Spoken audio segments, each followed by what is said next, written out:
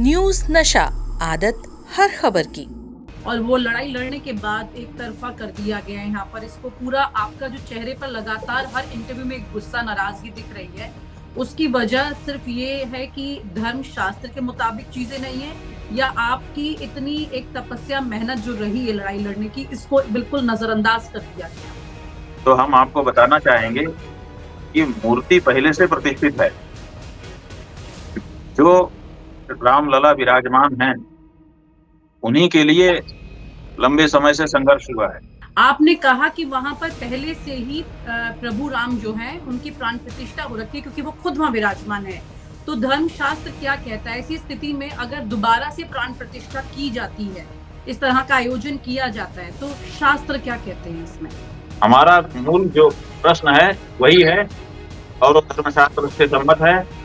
और उसमें धर्मशास्त्र में लिखा है, अपूर्ण मंदिर में अगर प्रतिष्ठा की गई तो उसमें दैवी शक्ति नहीं, आसुरी शक्ति आकर के विराजमान होगी, जो सनातन धर्मियों को परेशान करेगी और अनिष्ट होगा। तो धर्मशास्त्र का अपमान भगवान भी नहीं कर सकते, वो भी शास्त्र में बंधे हुए हैं।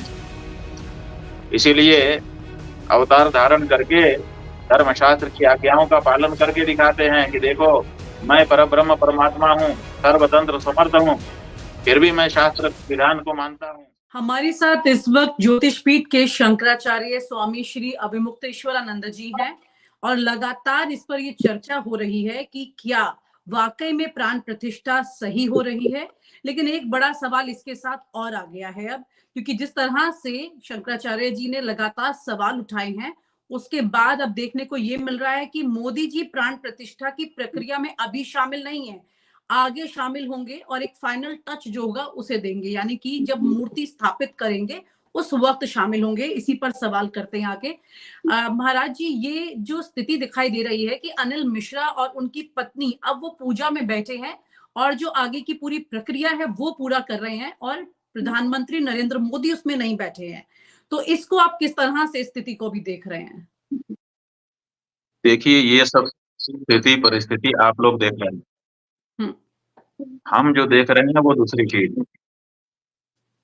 और हम ये देख रहे हैं कि जब तक मंदिर पूरी तरह से निर्मित नहीं हो जाता है, तब तक वहां धर्मशास्त्र की दृष्टि से प्रतिष्ठा नहीं हो सकती है। और दूसरे, आप कह रहे हैं कि मूर्ति वहां पर प्रतिष्ठित हो रही है, तो हम आपको बताना चाहेंगे कि मूर्ति पहले से प्रतिष्ठित है। जो रामलला विराजमान हैं, उन्हीं के लिए लंबे समय से संघर्ष हुआ है, और वो स्वयं प्रकट हुए हैं। उसके प्रमाण है 22-23 दिसंबर की 1950 की रात्रि में वो वहां प्रकट हुए। मुसलमान जो चौकीदार था उसने हलफनामा दिया है, शपथ पत्र दिया है कि मैं रात को ड्यूटी पर था, अचानक बहुत तेज रोशनी हुई, मेरी आंखें चौंधियाने लगी, फिर मैंने देखा कि क्या है, तो तीनों गुंबदों के बीच वाला जो गुंबद है उसके अंदर प्रकाश दिखाई दे रहा था। जी, आपने कहा कि वहाँ पर पहले से ही प्रभु राम जो हैं, उनकी प्राण प्रतिष्ठा हो रखी है, क्योंकि वो खुद वहाँ विराजमान है। तो धर्मशास्त्र क्या कहता है ऐसी स्थिति में, अगर दोबारा से प्राण प्रतिष्ठा की जाती है, इस तरह का आयोजन किया जाता है, तो शास्त्र क्या कहते हैं इसमें? देखिए, प्रतिष्ठित मूर्ति की, पूजित मूर्ति की पुनः प्रतिष्ठा नहीं होती है, हुँ। वो तो पहले से पूजित है। योगी आदित्यनाथ ये कह रहे हैं कि मकर संक्रांति के बाद हर दिन शुभ है। उनका ये कहना है, वो उन्होंने शुभ घड़ी उन्होंने अपने मुताबिक देखी है। लेकिन शंकराचार्य जी जो कहेंगे वो धर्मशास्त्र में ज़्यादा ऊपर होगा ना, फिर कैसे सब इस तरह से जा रहे हैं खिलाफ? देखिए, बात ये है कि वैसे तो भगवान ने ही समय का निर्माण किया है, वो काल काल रूप हैं, इसलिए कोई भी समय पवित्र ही होता है। लेकिन फिर भी पवित्र समय हम लोग खोजते हैं ना, मुहूर्त निकालते हैं ना। हुँ। जैसे अग्नि सर्वत्र विद्यमान है, लेकिन जहाँ घर्षण करो वहाँ उत्पन्न होती है। उसी तरह से भगवान सब समय में है और सब जगह में है, फिर मंदिर बनाने की भी क्या ज़रूरत है? फिर तो भगवान सर्वव्यापी भी है। जैसे सब समय पवित्र है, वैसे सब जगह भी भगवान की उपस्थिति है। फिर आपको मंदिर बना करके अलग से व्यवस्था बनाने की क्या आवश्यकता है? ये सब दार्शनिक पक्ष है। व्यवहार पक्ष में व्यवहार देखना पड़ता है, दार्शनिक पक्ष में दार्शनिकता देखी जाती है। दार्शनिक पक्ष को व्यवहार में नहीं मिलाया जा सकता और व्यवहार को दर्शन में नहीं मिलाया जा सकता। और जहां तक ये बात है कि राम से ऊपर कोई नहीं है, तो ये गलत है। राम से ऊपर है कोई, और कौन है? वो है शास्त्र। तस्मात् शास्त्रम प्रमाणन्ते कार्य व्यवस्थितौ ज्ञात्वा शास्त्र विधानोक्तम कर्म कर्तुमिहार्हसि। भगवान ने कहा है कि तेरे लिए शास्त्र ही प्रमाण है, पहले उसको जान ले और जान करके तदनुसार ही कर, तो इसी में तेरा कल्याण है। तो धर्मशास्त्र का अपमान भगवान भी नहीं कर सकते, वो भी शास्त्र में बंधे हुए हैं। इसीलिए अवतार धारण करके धर्मशास्त्र की आज्ञाओं का पालन करके दिखाते हैं कि देखो, मैं परब्रह्म परमात्मा हूँ, सर्वतंत्र समर्थ हूँ, फिर भी मैं शास्त्र विधान को मानता हूँ। तो इसलिए ये कहना कि राम से ऊपर कोई नहीं है, बिल्कुल गलत है। हमारे शास्त्र राम से भी ऊपर है। राम भी अगर आते हैं, कृष्ण भी अगर आते हैं, तो शास्त्र नियमों का पालन करते हैं और ये दिखाते हैं कि हमसे ऊपर हैं शास्त्र। हम्म। और जिस तरह से मंदिर को सौंपा जाएगा, रामानंदाचार्य जी जो है, जो वहां पर इस वक्त मौजूद हैं, उनका ये कहना है कि प्रधानमंत्री नरेंद्र मोदी में वो भगवान को देखते हैं। वो सबसे बड़े देवता है, क्योंकि जो शासक है वो देव रूप होता है, और अगर वो ये पूजा करते हैं तो इसमें कुछ गलत नहीं है।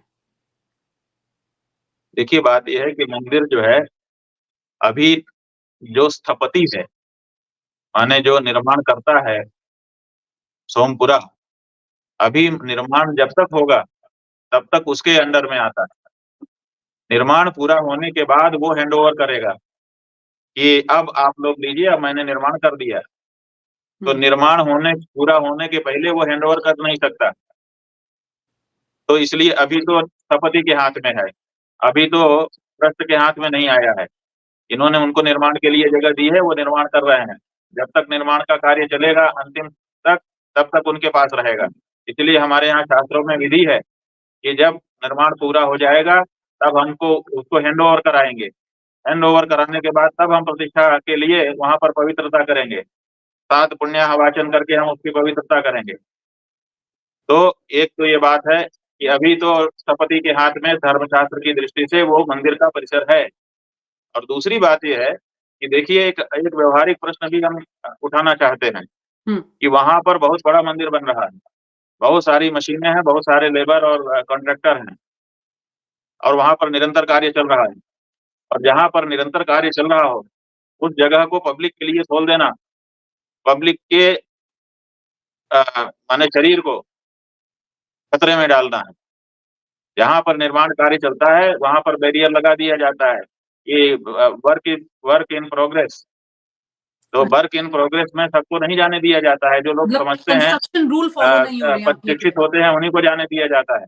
तो अभी कार्य पूरा नहीं हुआ, वहां पर पब्लिक के लिए खोला जा रहा है। ये तो खिलवाड़ है, ये सुरक्षा नियमों के विरुद्ध है। तो आपको कोई लग भी रहा है सरकार इस तरह की परमिशन नहीं कर सकती है, कर रही है तो ये सुरक्षा नियमों की धज्जी उड़ाई जा रही है। ये कंस्ट्रक्शन रूल फॉलो नहीं हो रहे हैं, आप ये कह रहे हैं। लेकिन वहां पर जिस तरह कंस्ट्रक्शन का भी तो कोई रूल होता है, क्या उसको फॉलो नहीं किया जाना चाहिए लोकहित में? यहाँ पर तो एक लंबी चौड़ी लिस्ट है। जब अगर देखते हैं कि कौन कौन इनवाइटीज आ रहे हैं वहां पर, तो उसमें बहुत सारे फिल्म स्टार्स हैं, बहुत सारे कॉर्पोरेट जगत के लोग हैं, देश से हैं, विदेश से हैं, और जो नेता हैं वो हैं। लेकिन अगर मैं लिस्ट में धर्माचार्य के नाम देखती हूँ तो उस तरह से वो टॉप लिस्ट में नहीं दिखाई देते हैं। तो आपको क्या लगता है? आपका इंटरव्यू मैंने एक देखा था जिसमें आप ये बता रहे हैं कि किस तरह से आपने अदालत की पूरी जो लड़ाई है वो लड़ी है, और वो लड़ाई लड़ने के बाद एक तरफा कर दिया गया है। यहाँ पर इसको पूरा, आपका जो चेहरे पर लगातार हर इंटरव्यू में गुस्सा, नाराजगी दिख रही है, उसकी वजह सिर्फ ये है कि धर्म शास्त्र के मुताबिक चीजें नहीं है, या आपकी इतनी एक तपस्या, मेहनत जो रही है लड़ाई लड़ने की, इसको बिल्कुल नजरअंदाज कर दिया गया? नहीं, हम लड़े किस लिए थे? इसलिए नहीं लड़े थे कि हम ट्रस्टी बन जाएंगे, महंत बन जाएंगे, पुजारी बन जाएंगे, व्यवस्थापक बन जाएंगे। इसके लिए लड़े ही नहीं थे। हम तो इसलिए लड़े थे कि हमारी जगह थी उस पर बलपूर्वक कुछ लोगों ने कब्जा कर लिया था। ये हमारे ऊपर अन्याय था, हमारे समाज के ऊपर। उस अन्याय के प्रतिकार के लिए लड़े थे। तो इसलिए हम तो लड़े उसके लिए, जो हम जिसके लिए लड़े वो हो गया, उसके लिए हम प्रसन्न हैं। हम अभी भी प्रसन्न हैं, कोई बनाए, कोई वहाँ व्यवस्था करे, इसमें भी हमारा कुछ लेना-देना नहीं। हमारा जो गुस्सा आप देख रही हैं, वो इसके लिए नहीं है कि हमको वहाँ पे क्यों नहीं मौका मिल रहा है, हमको क्यों नहीं वहाँ पे चौधरी बनने का। हमको चौधरी बनना ही नहीं है, हम तो पहले से ही इतने दायित्व हैं हमारे। आप क्या समझती हैं, जो शंकराचार्य है ना, वो विश्व में जहाँ भी सनातन धर्म का मंदिर होता है, वो सब के वो मालिक हैं और सब जगह पर उनको मार्गदर्शन करने का अधिकार है और उनके आदेश को कोई नहीं टाल सकता। तो कोई भी मंदिर हो पूरे संसार का, वो सब हमारे अंडर में आता है, नियमानुसार। तो ऐसी परिस्थिति में किसी एक मंदिर के बारे में हमारे मन में कोई इच्छा जाग जाए, भौतिक इच्छा, ऐसी बिल्कुल कोई बात नहीं है। हम तो धर्मशास्त्र के अनुसार चाहते हैं कि धर्म जो कुछ करना है धर्मशास्त्रानुसार करो। जब नहीं होता है तो हमको बोलना पड़ता है। और जब लोग गलत व्याख्या करने लगते हैं, तो थोड़ा-सा दृढ़ता दिखाने के लिए गुस्सा भी दिखाना पड़ता है। ये बात। लेकिन ऐसे में वासुदेवानंद सरस्वती जो हैं, उनका ये कहना है, आपके लिए उन्होंने बहुत ही विवादास्पद बयान दे दिया है। उन्होंने कहा है शंकराचार्य तो दूर, वो ब्राह्मण भी नहीं है। इस तरह की बात सामने आ रही है। आपको नहीं लगता कि अलग-अलग इस तरह की बातें सामने आने से जनता को, अगर आप सही संदेश दे रहे हैं तो वो नहीं पहुंचने वाला है, वो धर्मशास्त्र की जो प्रक्रिया है वो क्लियर नहीं होगी? देखिए, हमने एक प्रश्न उठाया, उस प्रश्न में ये बात कहाँ से आ गई कि कौन ब्राह्मण है, कौन क्षत्रिय है? अगर ऐसा प्रश्न हो तो वहाँ पर प्रश्न उठाया जाए। यहाँ तो हमने एक प्रश्न उठाया कि अर्धनिर्मित मंदिर में प्रतिष्ठा नहीं हो सकती। इसका जवाब कोई नहीं दे रहा है। वो कह रहे हैं ये जो पूछ रहा है ये ब्राह्मण नहीं है। ये तो हमारे प्रश्न का जवाब नहीं है। और दूसरी बात ये है कि अगर हम ब्राह्मण नहीं हैं, तो उसके लिए आप न्यायालय में जाइए, सिद्ध कर दीजिए। अपने आप हमको पद से हटना पड़ जाएगा। हम 40 साल से अपने गुरुजी के पास थे। क्या गुरुजी ने बिना हमको जाने ही हमको सन्यासी बना दिया? इतने गैर जिम्मेदार थे वो। तो ये जब जवाब किसी का नहीं होता है, तब इस तरह की बातें उठाई जाती हैं। इनका कोई लेना-देना नहीं। जब हम बात करते हैं देश में मंदिर की, और खास तौर से ऐसे मंदिर की जो कि सनातन धर्म के लिए बहुत अहम जगह है, क्योंकि अगर हम शंकराचार्य पीठ की भी बात करते हैं, वहां पर बद्रीनाथ की बात करते हैं, पुरी मंदिर की बात करते हैं, तो इस तरह से वो सब इतने अहम जगह हैं हमारे सनातन में, जिसको नजरअंदाज नहीं किया जा सकता। फिर आपको क्या लगता है कि इतनी सारी बातें होने के बाद भी प्रधानमंत्री नरेंद्र मोदी इस तरह से नजरअंदाज कर रहे हैं स्थितियों को, और उनकी तरफ से तो कोई बात ही सामने नहीं आई है? योगी आदित्यनाथ का तो बयान तो मैं आपको बता चुकी हूँ, लेकिन उनकी तरफ से कुछ भी अभी तक सामने नहीं आया है। उनसे पूछिए। लेकिन उन्होंने प्राण प्रतिष्ठा से जो पहले पूरी प्रक्रिया होनी थी, उसमें से सिर्फ आखिरी पल में वो जाएंगे अब। आपको अरे नहीं उनकी लगता बात शायद हम आपकी कैसे बता नाराजगी का सकते हैं? असर है? आप उनकी बात हमसे पूछेंगे, तो हम कैसे बता पाएँगे? वो उनका विषय है, वो उनकी बात उनसे पूछी जाए। आपको नहीं लगता आपकी नाराजगी का असर है कि आखिरी वक्त में अब वो जा रहे हैं वहां पर, और बाकी की जो प्रक्रिया है वो एक जोड़े के रूप में अनिल मिश्र जो है वो कर रहे हैं? अब ये हमको तो बिल्कुल नहीं लगता है, ये आप लोगों को लगता है।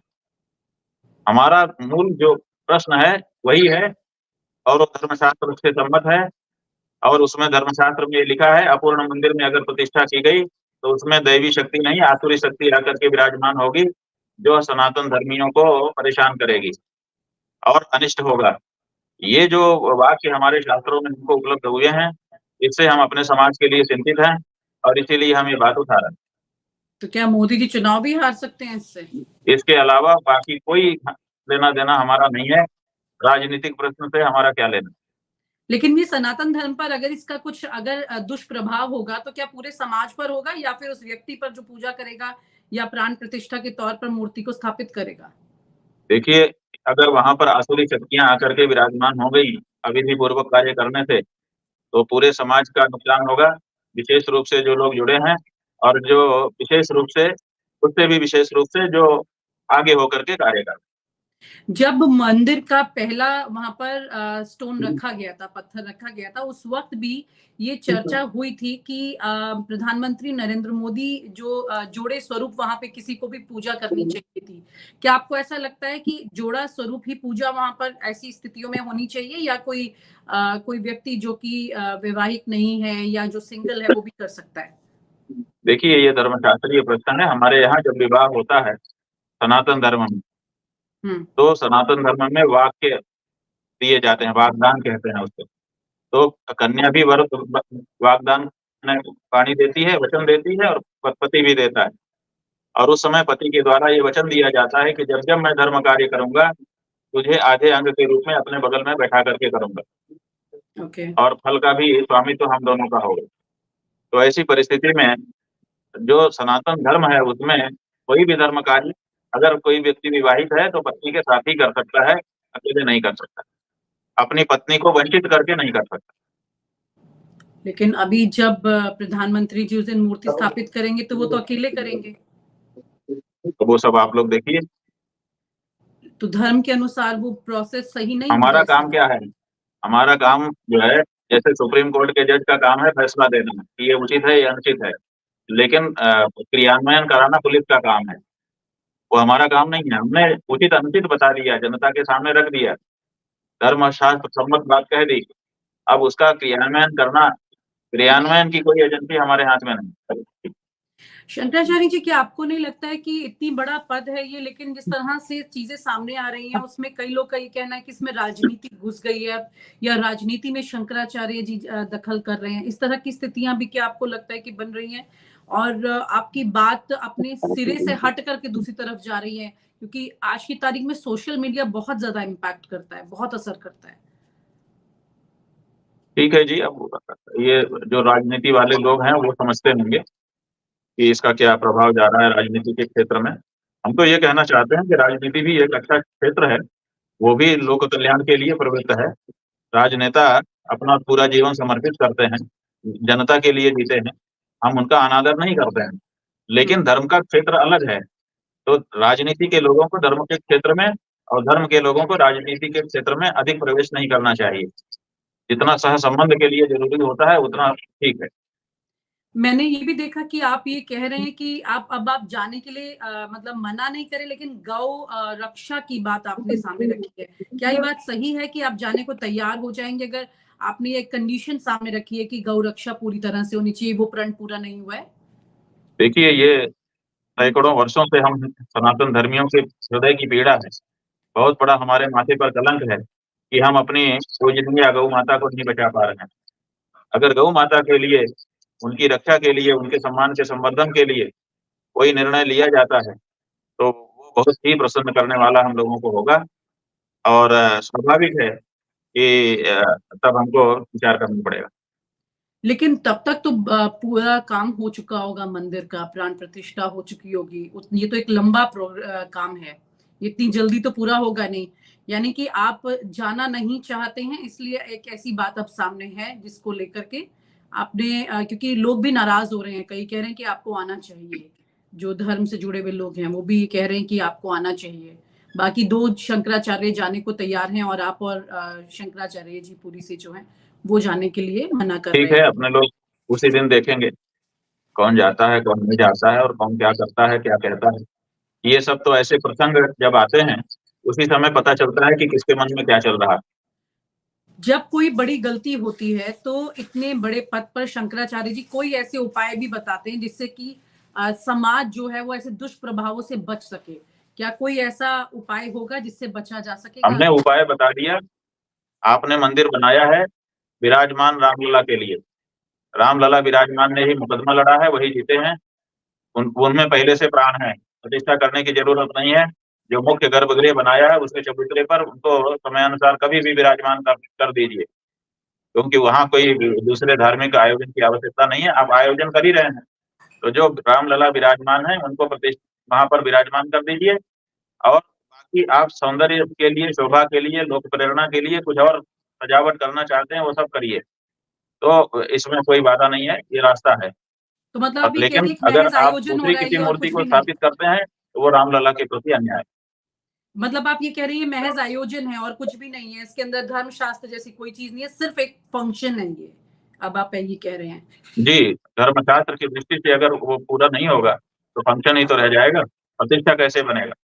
प्रतिष्ठा तो तब होगी जब धर्मशास्त्र के सम्मत विधि से की जाएगी। महाराज एक आखिरी सवाल, 2024 है ये, इसी में चुनाव है, हालांकि राजनीति में आपको नहीं होना चाहिए, बात चर्चा नहीं करनी चाहिए, लेकिन क्या जनता के जहन पर इसका असर पड़ेगा कि इसकी दुष्प्रभाव खुद प्रधानमंत्री को झेलने पड़ सकते हैं? ये राजनीतिक जो ज्ञान रखने वाले लोग हैं उनके विश्लेषण का विषय है। जनता किन बातों से प्रेरित होती है, किन से नहीं प्रेरित होती है, किसका प्रभाव पड़ता है, किसका नहीं पड़ता है, इस बारे में हमारा कोई अध्ययन नहीं है और कोई ऐसी विशेषज्ञता भी हमारी नहीं है और हम किसी दूसरे के अधिकार क्षेत्र में हस्तक्षेप नहीं करना चाहते हैं। बहुत बहुत शुक्रिया महाराज जी आपका न्यूज नशा से बात करने के लिए। और आप हमसे जुड़े रहने के लिए सब्सक्राइब करें YouTube पर, फॉलो करें Twitter पर और लाइक करें Facebook पर। और ज्यादा जानकारी के लिए आपको टाइप करना होगा सिर्फ न्यूज नशा।